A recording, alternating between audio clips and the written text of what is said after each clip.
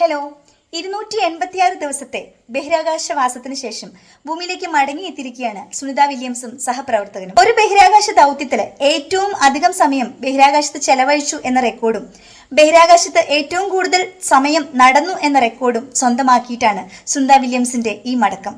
American പൗരത്വമുള്ള Indian വംശജിയായ Sunitha Williams ലോകത്ത് ഏറ്റവും അധികം അറിയപ്പെടുന്ന ബഹിരാകാശ യാത്രികരിൽ ഒരാളാണ്. അമേരിക്കൻ നാവികസേനയിൽ നിന്നും വിരമിച്ച ശേഷമാണ് സുനിത ബഹിരാകാശ സാഹസങ്ങൾ ആരംഭിച്ചത്. എത്രത്തോളം വെല്ലുവിളികളും നിഗൂഢതകളും നേരിട്ട് എത്ര കഠിനമായ പ്രതികൂലമായ സാഹചര്യങ്ങളിലാകും സുനിത വില്യംസും ബുച്ച് വിൽമോറും ബഹിരാകാശത്ത് ഇത്രയും നാൾ കഴിച്ചുകൂട്ടിയിട്ടുണ്ടാവുക.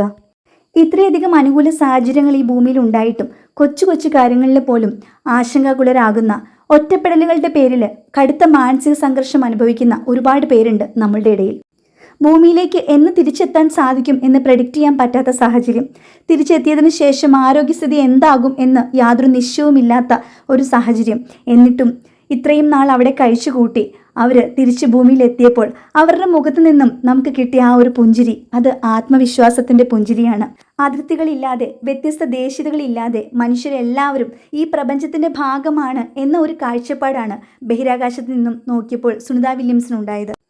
പരിധിയില്ലാതെ സ്വപ്നം കാണാനും ഉയരങ്ങൾ കീഴടക്കാനും സുനിത വില്യംസിന്റെ ഈ വിജയം ഏവർക്കും പ്രചോദനമാകട്ടെ. ആശംസകൾ.